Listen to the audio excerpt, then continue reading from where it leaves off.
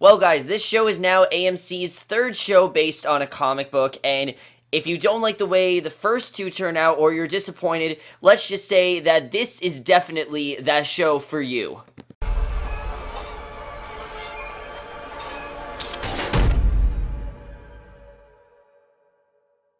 Hey guys, Cameron for the series premiere of Preacher. This was just the series premiere, just called Pilots, and I was definitely really looking forward to the show for several reasons. I mean, we've heard about this for a really long time now. There were so many times where I heard about this comic, and a lot of people thought that it was unfilmable and that it wouldn't be able to come on a screen in any way because it's very sacrilegious, the storylines, things like that. I just heard that a lot of people were thinking they wouldn't actually be able to do this, and I remember when I heard that AMC was doing it, I'm like, AMC, I don't really know. I mean, they've done a good job with The Walking Dead, but are they really going to do a good job with this show? Because the thing is, AMC, they can push boundaries, but there's still things they have to be cautious about. Like, they can't show nudity, they can't show sex scenes, things like that.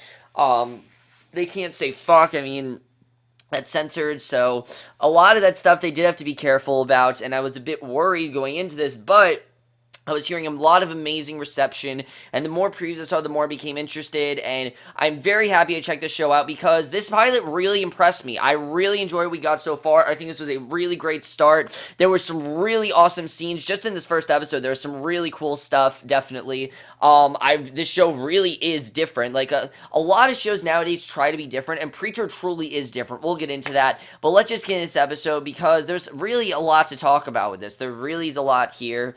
And I definitely do want to get into that. Now, the beginning of this episode is quite, mysterious, and right away shows how different this show really is, because there are a lot of things that don't exactly make sense right now, and we'll get into that. And I think this is like the first thing. We see a caption, outer space, a comet heads for Earth. We hear a baby crying. It heads for Africa, and it heads for Africa, and we don't know what's going on here, why this baby's going to Africa, but to me, it felt like something out of like a Stanley Kubrick movie, just the way that was done, or even a David Lynch movie. The way that was done, it felt very Eraserhead, honestly, just the way that scene was done. Really cool, though. I like the way that starts.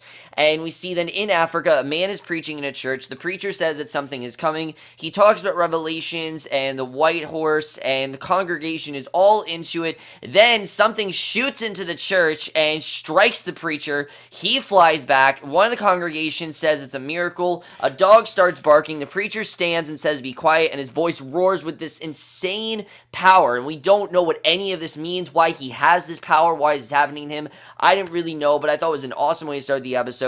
Everyone falls silent. The dog too. He says that he is the prophet, the chosen one. Then he explodes into a gush of blood that soaks the church, and he's dead, it seems. They all run out screaming. It's chaos. The dark entity it speeds out, and then the cross is knocked upside down, and that was an awesome way to start the show. And there's a lot of definitely setting up things. You definitely know that something is coming. You don't really know what it is, but I thought it was a good way to start out, because then we get introduced to our main character here, Jesse. We see in Texas, we meet Jesse Custer. He wakes from thinking about a promise he made to his dad as a kid. Now, we don't really get a lot of hints. We see this scene twice. Now, it's clear this is a very important promise that he made, and that his dad was very hard on him, and that this is a promise that he's promised. This is something that he's kept a promise with, and there are strange brand or burn marks on his back.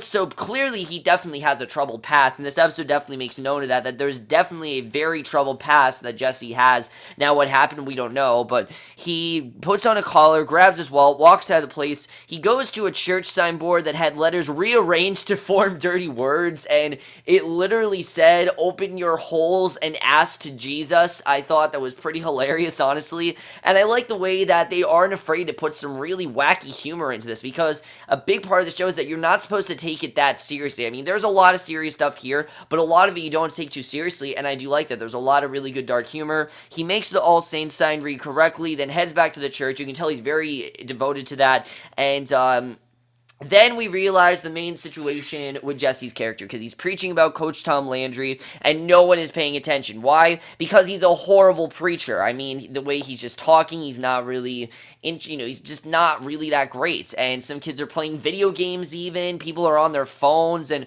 no one seems to be into what he's saying. He loses his place on the page. He's got no preaching game, and he says, "Please stop with the song outside." You can tell he really does care about this, and he really did want to, deliver a really good sermon, and it just didn't work at all. organ player interrupts him. Later, there's a barbecue going, and a kid sneaks a beer out of the cooler. Some redneck shoots a squirrel, and Ted talks to Jesse about his TV schedule issues with his mom and everything, and what's going on there. So I thought it was a very good way to set up Jesse's character, because you can definitely tell how strongly he cares about religion and how strongly he cares about the church and things like that. But basically, we meet this guy Ted. He talks to Jesse about his TV scheduling issues with his mom. Jesse suggests he call her back after his show is done. The kid hands Jesse the beers, and then we get the scene that I know you guys definitely want me to talk about, because it definitely is one of the highlights of this episode. Yes, this was the very first scene that we got from the show, if you remember when we released that preview and everything. But despite that, it's such a great scene. It totally tells us so much about Jesse's character, and it's for me, one of the highlights of this episode, definitely. We don't know who this kid is exactly, but basically, he sees this kid, and the kid hands Jesse the beer, says he doesn't like his dad. He says he's mean. Jesse sees the guy grabbing his arm hard. Jesse asks, do you want him to talk to him? And the kid says talking is not going to work, and he asks Jesse to hurt him, and he tells the kid that that's a sin, obviously, and the kid says that he sins worse and has it coming, and the kid says that people told him before he was a preacher he did things. Jesse says, bring me a beer, maybe he'll do something to his father, and he asks him how hurt does he want him and how far should he go. One punch, two. He says if he hits him, his dad will fight back, then his buddies will help out, and he'll have to defend himself, and then it'll escalate. He says violence makes violence. He says it'll help out, and the kid asks how. Jesse says he'll figure out something. The kid scoffs and walks away. We don't, again, know what Jesse's talking about, but it just shows us this troubled past that he has, and the power that Jesse has in that scene. I mean, he's really just incredible. I think Dominic Cooper acted the hell out of that. One of his best scenes by far, and you just get this real menacing presence. You don't really know what's going on or what Jesse's been from, but you're just really kind of intimidated by this guy. Something about him, you just don't really know what it is, and I think they did a very good job with that. Really enjoyed that overall, and then we get to the next scene. So after that awesome scene, we then see that the news is talking about a new city mascot in Annville, and a fight breaks out at the unveiling of the new mascot. Jesse watches frustrated, then he gets back into his truck. The sheriff walks over, tells Jesse that he told them changing the mascot would go over like cold shit on a biscuit, and he says Eugene, his son, left him some messages. Jesse says he'll call, but the sheriff asks if he can swing by. Jesse says tomorrow. Again, you can tell that there's definitely some sort of relationship that Jesse and the sheriff and Eugene have. We just don't really know what it is yet. And then he tells the sheriff that if he heard about Donnie laying hands on his wife, the sheriff says that there's a formal complaint.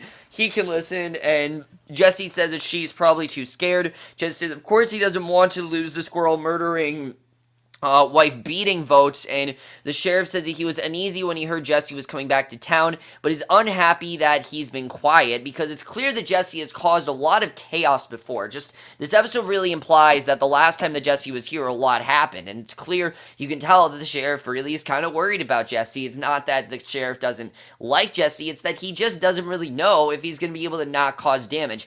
And then we get what is by far one of the coolest introductions I have seen in so long in this next scene. Like I said, this is a show that you don't necessarily have to take that seriously. I mean, yes, there are some very serious moments, such as Jesse's past. We can tell there's something going on here. But this next scene was awesome. And this scene, I think this guy and this character has probably become my favorite character on the show, just the way it already went.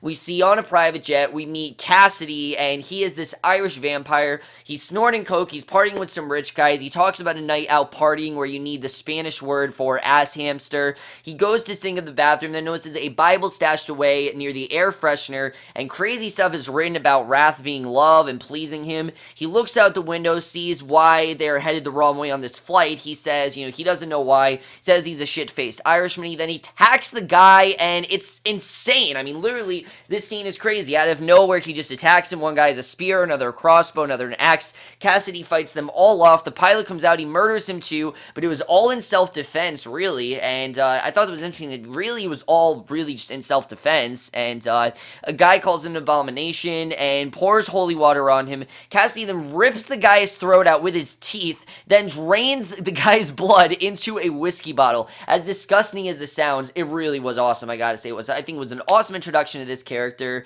The plane is on fire, so he opens the exit door, he grabs an umbrella, jumps out 30,000 feet up, maybe even 30 million, I'm not really sure, but I already love Cassidy. I think he's an awesome character. I love what they did with him in this episode. I think think that, and I like that Cassidy and Jesse they have scenes this episode as well, as Jesse and one other character that we'll get into, but those three characters, the main three characters in the show, they don't actually meet yet, which I definitely really do love, but it definitely shows, I think, how awesome Cassidy's going to be, how merciless he is, and also really that, he gets the job done. He needs blood, he's an Irish vampire. I've never really seen something done in that way, but I really like the quirky style to his character. I like how much of a badass he is, and I love that he doesn't really play by the rules. He doesn't really care how things are done. I thought that was really cool. Really awesome introduction. It's not the only awesome introduction in this episode. We'll get to another one a little bit later, but then we get to back with Ted and Jesse.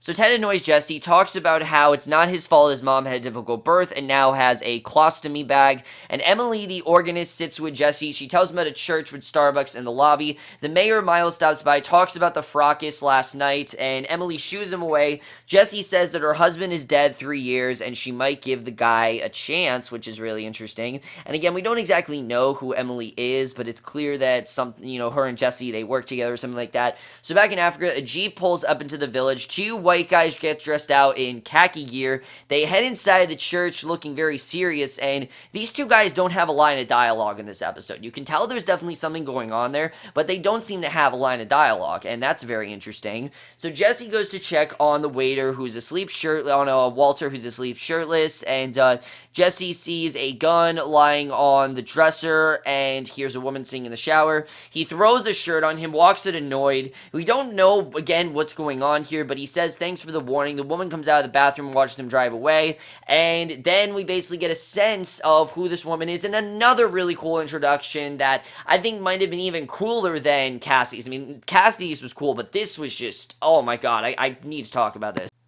So after that really badass and really just overall awesome introduction to Cassidy and how cool his character is, I don't know if we get another really cool introduction, but this one is arguably better than that of Cassidy's. I love what we get here. We go to Kansas not that long ago. A car runs off the road into a cornfield as a guy chokes this girl, Tulip, who is driving. She tries to shoot him. A man tries to get a map from her. She tries to stab him. The car careens through the cornfield. The guy gets the knife. She fights him off and literally bites his ear. And then we see there's a guy in bad shape up front too. She gets control of the car, pulls it out of the cornfield, then kicks the guy she was fighting in the crotch, stabs him in the face with an ear of corn, takes her map back. Two kids are there and says that's awesome. Tulip says that it was a bad guy, then asks if their parents are home. They tell her, and literally she's doing this in front of their parents, which I think is pretty hilarious, that this whole time there's like children watching.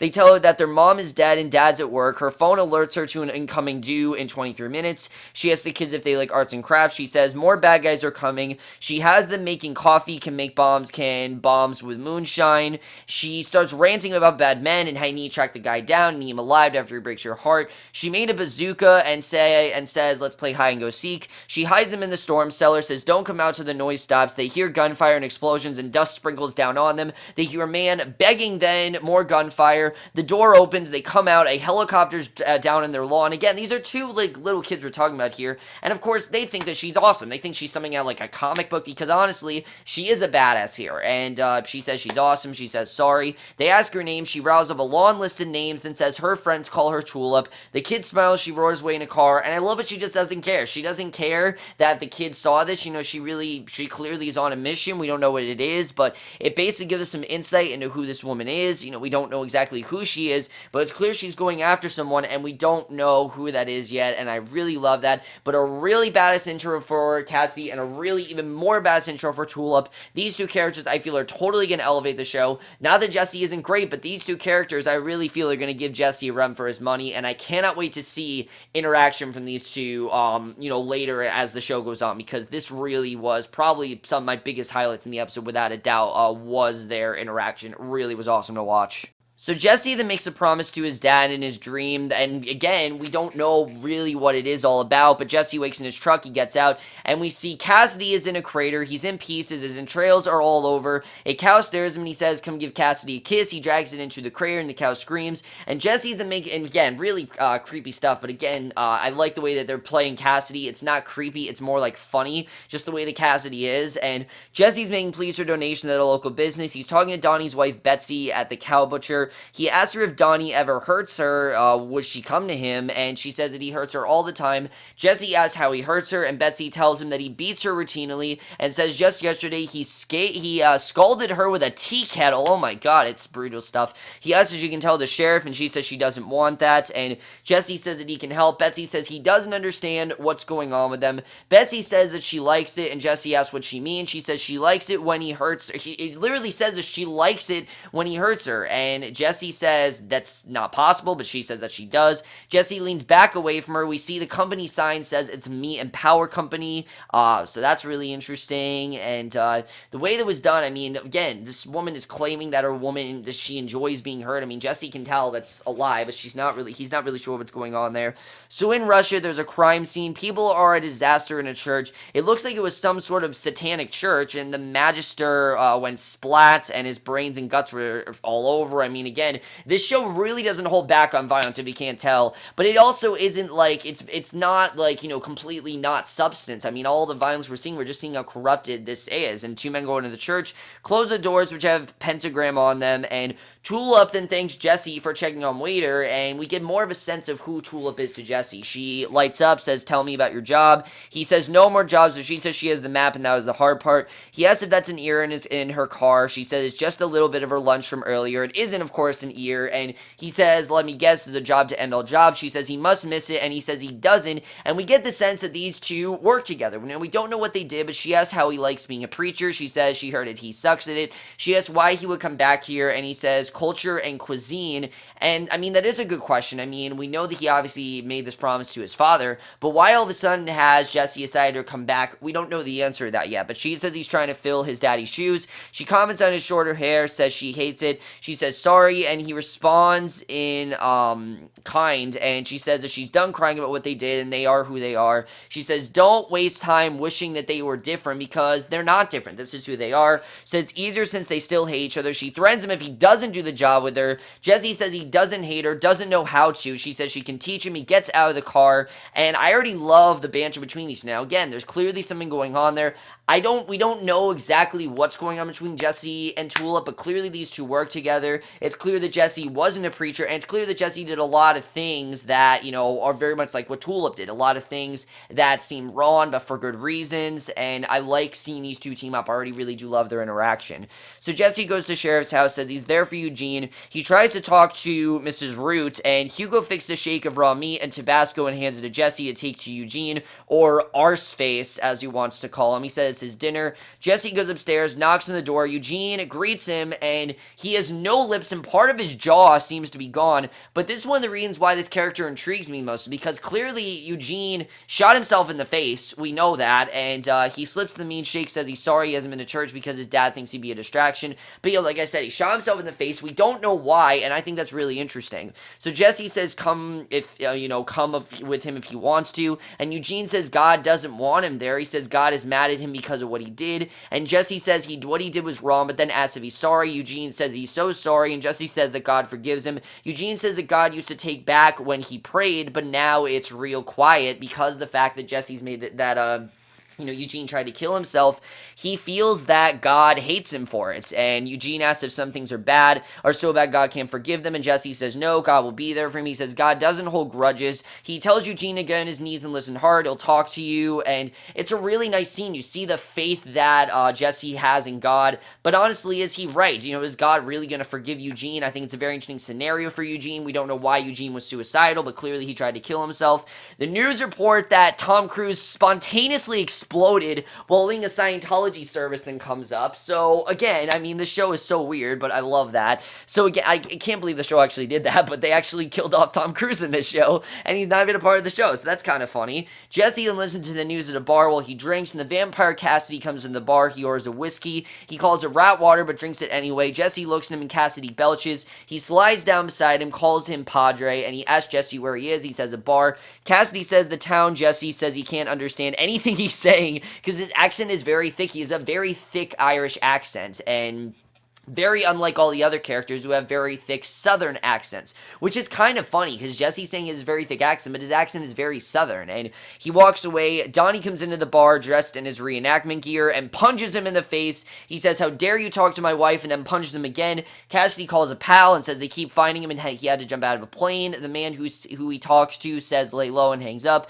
Donnie says he heard he was tough, but he's not. Then he says he's got to whip his son now too. Jesse gets up, says don't touch the bye, and Donnie says or what, and Jesse asks him not to do this, but Donnie pushes things. Donnie says, "Well, if I don't listen," and Jesse says he heard a noise, kind of a high-pitched noise like a bunny in a bear trap, and Jesse says that he'll be making it. Donnie takes off his jacket, tells everyone he's gonna beat the shit out of the preacher. He tries, but Jesse literally beats him severely, and I mean, it is a crazy scene. I mean, there is no really contest here. Jesse, by far, has the upper hand. He beats him up really good, and really roughs him up. I mean, it really was awesome the way that was done. Donnie's pals then come in and he smiles, he keeps kicking butt. He takes a couple of punches, but takes them all down. He then goes to Donnie, grabs him by his hair, asks if he's really ready for the noise, and the sheriff is there, says that's enough. Jesse says he's almost done. He literally snaps Donnie's arm, and sure enough, Donnie makes the noise that Jesse described. And I'm talking like bone sticking out, and he does make that noise that Jesse described, so it really does show how savage Jesse really is, but it also shows why the sheriff really doesn't trust Jesse. I mean, it's clear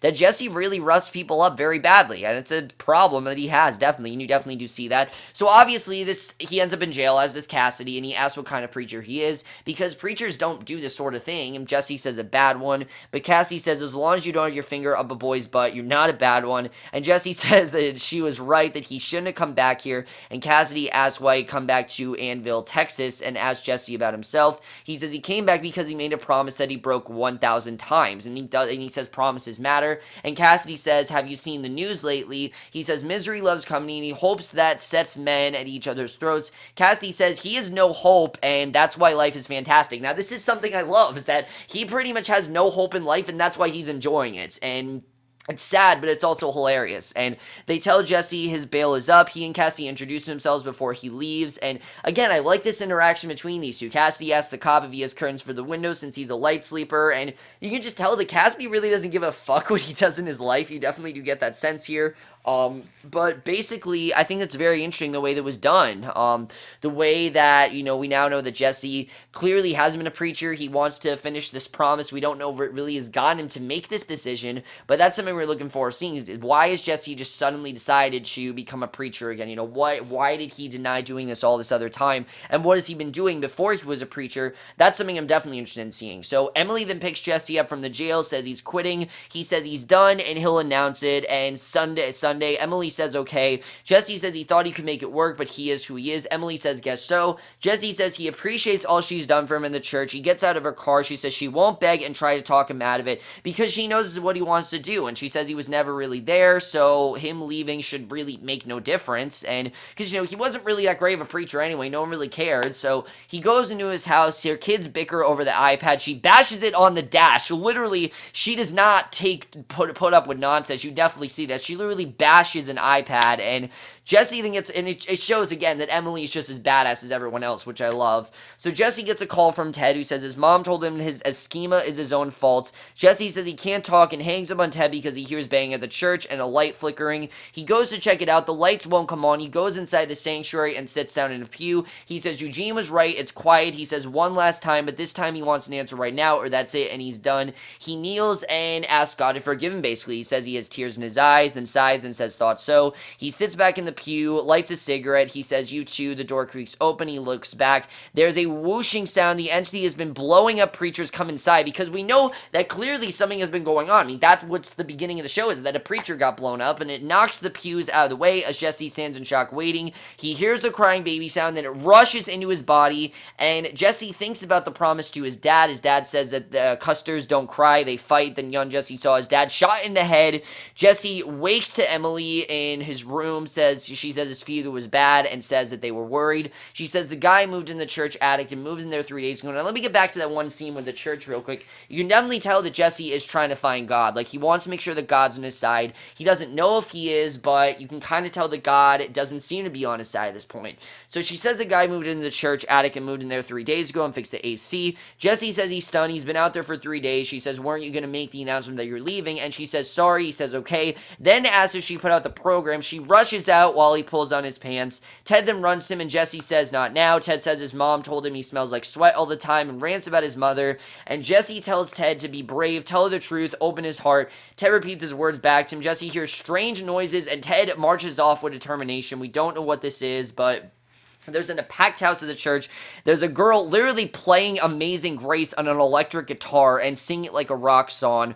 Only this show, really. I mean, this show is a very specific tone, and that's something I love, is that there really is nothing else like it on TV. We see Tulip then even shows up. Cassidy sits up on the back pew as Jesse talks to the podium. He says, "No sermon today. You're welcome for that." He says, "We'll try not to punch anyone." He looks right at Donnie, who still has shown up, even though, he did punch Jesse. He's still shown up, and Jesse says someone asked why he came back to Anvil, and he didn't have a good answer, and Jesse says he's let them down week after week, and has just been another man that hurts by not helping, and Eugene and his parents are there. Jesse says he's sorry he had to force himself to face them and has been a bad preacher, and he's sorry for that. He says that doesn't change anything. His shortcomings are not news to them. He says what is news that he decided that he can't. Then he stops and looks around. He says he can't quit, and then he sighs. He says that he's been quitting on this church for too long. They deserve better, and he says they deserve a good preacher, and that's what they will get. He says he will fight like preachers have done since men fell to the serpent, and will pray, offer peace, avenge the innocent, cool the wrathful, welcome those who are lost.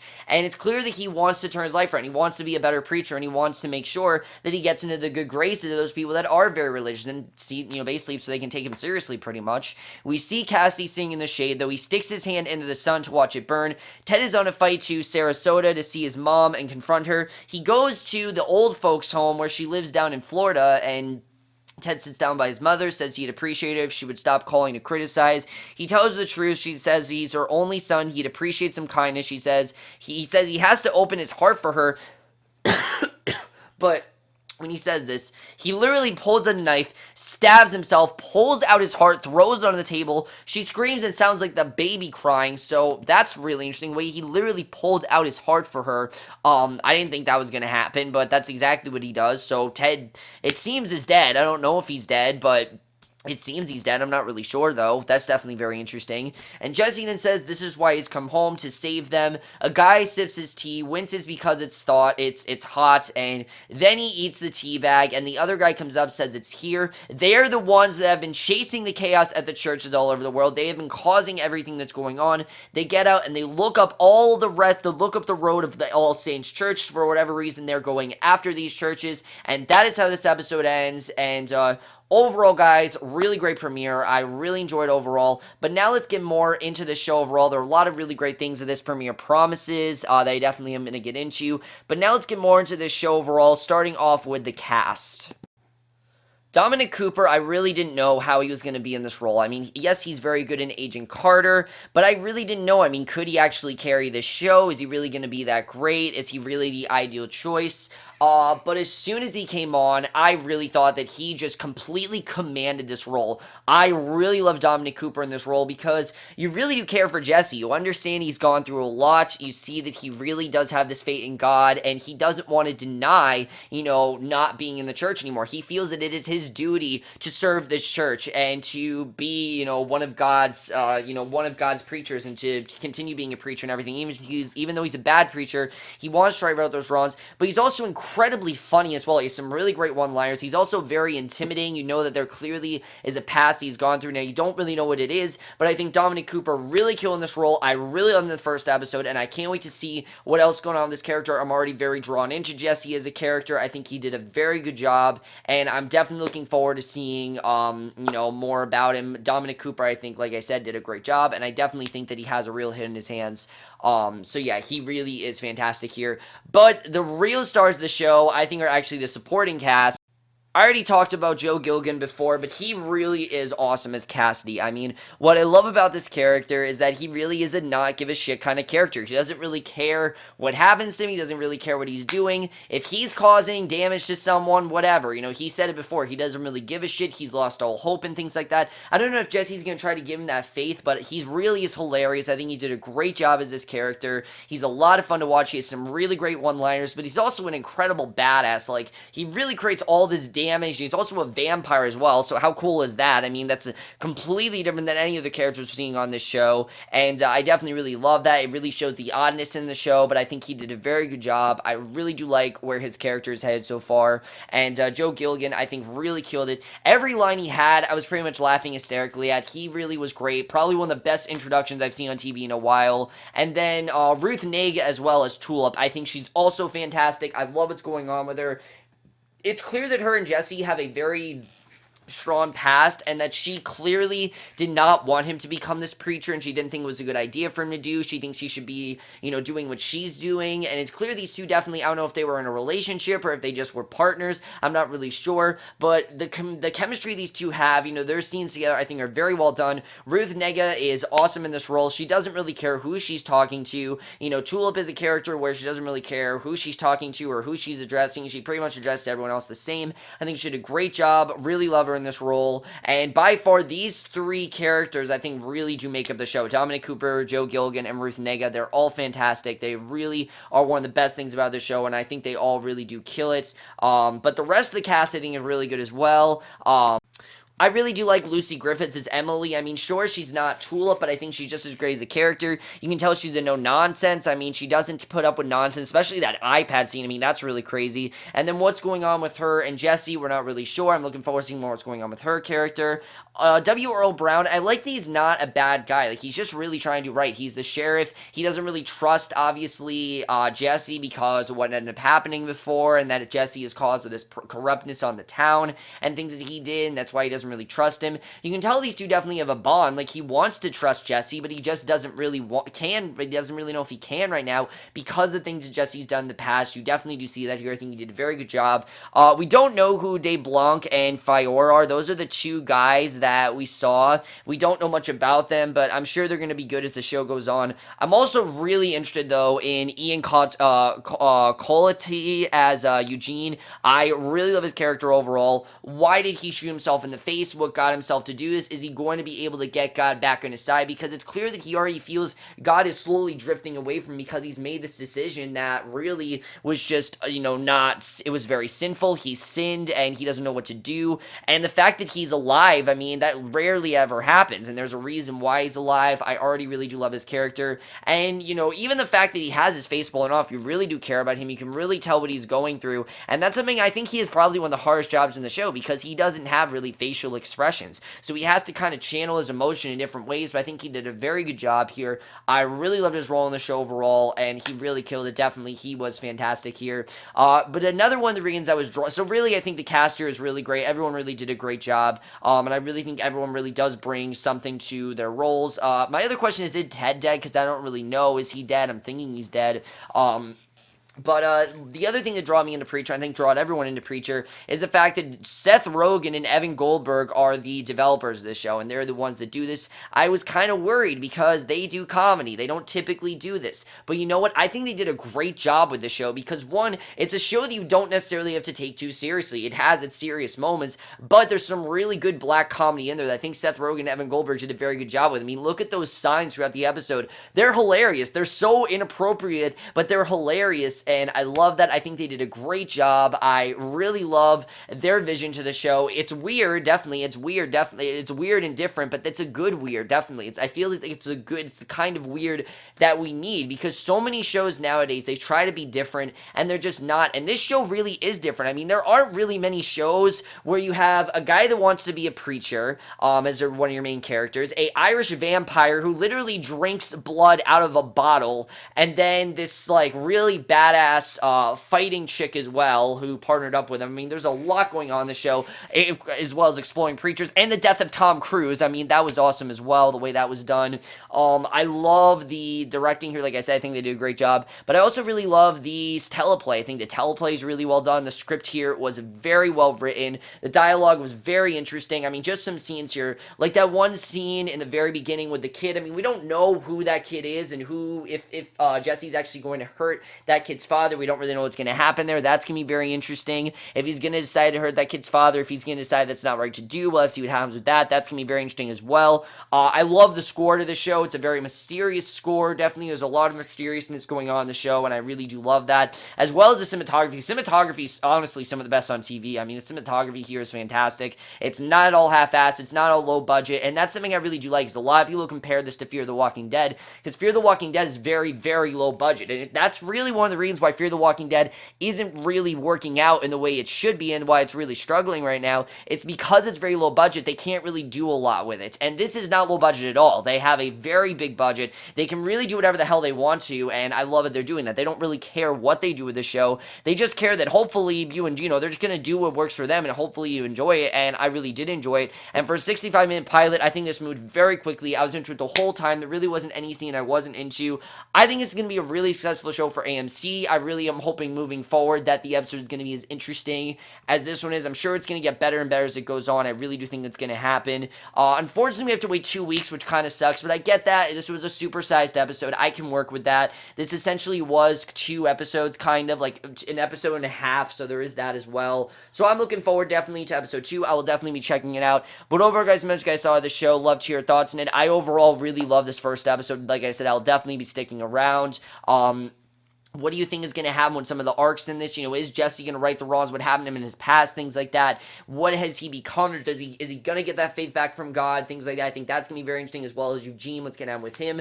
What's going on with him and Tulip? Is he going to try to get Cassidy his faith back? I mean, I feel like a big part of the show is faith and really what it means and things like that, and how everyone really has their own faith. I think that's a big part of it. And I like that this show isn't afraid to dive into these religious, touchy subjects. It's a touchy subject, and you really can't portray it on TV. But this show is doing that. This show is touching upon religion. This show is showing people praying and things like that, and showing people very devoted to God, and I really do love that. But overall, guys, most of you guys saw this show, love to hear your thoughts on it. I really love this first episode. I definitely will be sticking around for future episodes. I probably will end up watching this whole season. I'm not surprised, because I thought this was going to be really great. I was a bit worried, but it's even better than I could imagine, really. But I'd love to hear your thoughts in this first episode. What do you like? What do you not like? What do you think is going on with all the arcs? Who's your favorite character? For me, Cassidy, I think, is probably my favorite. Tulip as well. Those two are probably tied for my favorite. I like Eugene as well, definitely. Really, the whole cast, I think, is really great here. But I will see you guys in my next video, which I believe will be for a movie review. Don't quote me on that, but I will see you guys for that. Okay, bye.